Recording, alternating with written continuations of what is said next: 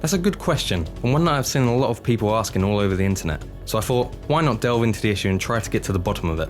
As many of you might already know, DC and Marvel both have a rich history. What some might not know is that these two companies have done numerous crossovers in the past. The first of these superhero crossovers was to be Superman vs. The Amazing Spider-Man, released in 1976. Interestingly, before the comic was created, there was talks between DC and Marvel about a Spider-Man and Superman crossover film. The first Superman film was already in the planning stages, and Marvel had their own Spider-Man TV movies, so plans never moved past the initial talks, with both sides settling on a comic crossover. The crossover saw Supes and Spidey teaming up to thwart the plans of Doc Ock and Lex Luthor. The comic proved popular, with many comic crossovers happening in the subsequent years. This included titles such as Batman vs. The Incredible Hulk, Batman and Punisher, Batman and Captain America, Darkseid vs. Galactus, Green Lantern and Silver Surfer, Batman and Daredevil, Justice League of America and the Avengers, and many others. One of the most interesting entries into the crossover comics was 1996's DC vs. Marvel. This saw each universe's respective superheroes facing off in epic duels, with the losing universe ceasing to exist. Duels included Aquaman vs. Namor, Elektra vs. Catwoman, Flash vs. Quicksilver, Superman vs. Hulk, and many others. To resolve the conflict and to allow both universes to exist, an amalgam universe was created, with help from the Living Tribunal and the Spectre. This amalgam universe was occupied by merged versions of certain superheroes from Marvel and DC. This led to the creation of characters such as Darkclaw, a merging of Batman and Wolverine, Super Soldier, a merging of Superman and Captain America, Lobo the Duck, Lobo and Howard the Duck, and Amazon, Wonder Woman and Storm.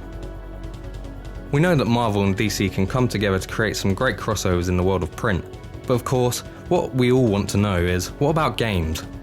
Marvel has had great success with many of its crossover fighting games, the most successful being Marvel vs. Capcom.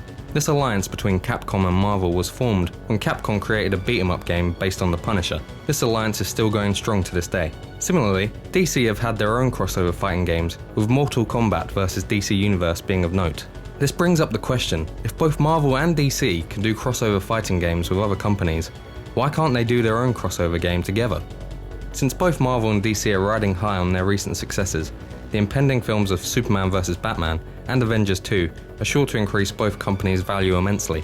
Both companies have to consider the effect a crossover game may have on their audience. If kids see Batman fighting Wolverine or Superman fighting the Hulk in a video game, what is the likelihood that someone who doesn't know the difference between the two companies may ask their mother, why isn't Superman in the Avengers, or why isn't Spider-Man in the Justice League? I know this seems like a trivial issue, but at a time where Marvel and DC are both trying their hardest to separate their markets and offer something unique to the potential customer, a merging of brands is sure to only dilute any brand separation they may have achieved. This also comes into play solely in the Marvel area. Since different properties are owned by separate studios, there may be some anxiety towards pushing for synergy, especially when Sony are pushing for an expanded Spider-Man universe, and Fox are trying to bridge out the X-Men. This brings us to the next point. Why bother at all? With all the success that DC and Marvel are getting on their own, do they even need to join forces? Of course, there are colossal egos that stand in the way of a Marvel-DC game ever happening. Even if both companies did agree to make a joint game, would it be worth their time? If such a game was to be made, it would be sure to be a huge success, providing both companies with massive profits. But again, instead of making a joint game, both companies might be able to make almost as much money just by releasing their own separate games. There is also the issue of who has the final say over character designs, story, art style, and other features. Both companies may have differing artistic visions for the game. The movie Wreck-It Ralph ran into similar troubles. By having characters from multiple video games, the respective owners of these characters had to make sure that their characters were treated with respect and not used in a way that did not fit with the values of that company. This is why it's important to have an intermediary to liaise with both DC and Marvel and keep them both happy. There are other ways, but more on that later. This is a rather sad conclusion, but don't worry, there may be hope on the horizon. DC and Marvel have both reaped the benefit of working with Traveller's Tales on the hugely successful LEGO games. When asked about the possibility of a LEGO DC/Marvel game down the road, Arthur Parsons of Traveller Tales was quoted as saying, "At the minute, we're firmly focused on the Marvel game," he said with a smile. "But we'll see what kind of reception this gets. That's all I'll say for now." That's not quite a yes, but at least it's something. But that's not all. There could still be a chance for DC to cross over with Marvel. Well, the X-Men in particular. 21st Century Fox has recently tried to acquire Time Warner for $80 billion. This deal was refused, but it doesn't mean that it will be next time. Time Warner controlled DC, and Fox controlled the X-Men.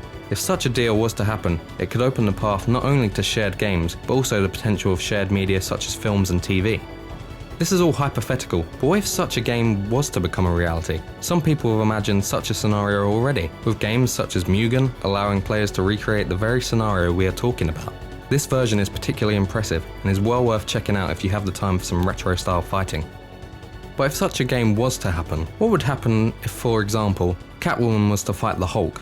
Of course, the Hulk would pummel Catwoman into a pile of mush, but there are always ways around this. In Injustice, for example, Catwoman can fight Superman, Bane can fight the Joker, and many other strange situations. The way that Injustice deals with the differences in power of each character is by essentially reducing their power.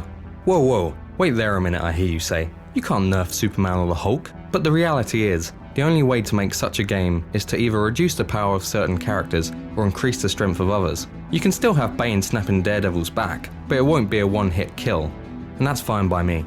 Such discrepancies can also be hand-waved away through the story of the whole scenario. It could quite easily be an Avengers Justice League team up against Galactus and Darkseid, or something similar, where cosmic forces being in play changes the rules of the battlefield. As I discussed earlier, artistic vision and staying true to the values of the characters and stories are important issues to consider. An intermediary could be used, but they could also do what Street Fighter X Tekken did. Have each studio present their own version of the game. Style is an incredibly important aspect to these games, and that brings us to whether or not the game should be a realistic interpretation of the characters, or perhaps a more comic book, cel-shaded look. Both could be pulled off very well, but for me I think cel-shaded would work best, in order for some of the more outlandish looking characters such as Galactus to work. Having amalgam characters as unlockables would be a fantastic way to introduce fresh characters into the game and give players something to work towards. DC and Marvel both have a huge library of superheroes and villains, but what about their other properties? DC Comics have their Vertigo imprint, and Marvel Comics retain the right to publish many big-name comics. Imagine having Bigby from Fables as a playable character, or Dr. Manhattan. Since Marvel now publish Star Wars comics after taking over from Dark Horse, how about Darth Maul? These situations would require a lot of effort to get the parent companies on board, but it could be possible. With Disney now owning both Star Wars and Marvel, such ties are slowly entering the realm of reality, with Disney Infinity showing their willingness to unite their brands. Now, this might be going a bit far, but stay with me.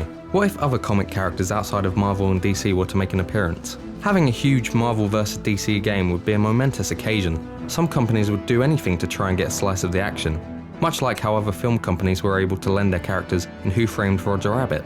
This is where you could introduce characters like Hellboy, The Mask, Spawn, or even Judge Dredd. Hell, why not Alien and Predator while we're at it? Considering it took over 3 decades for the first comic crossover, waiting for a Marvel DC game doesn't seem quite so long. Let me know your thoughts in the comments and also tell us your ideal roster for a DC vs Marvel game. Thanks for watching. Like and subscribe to see more.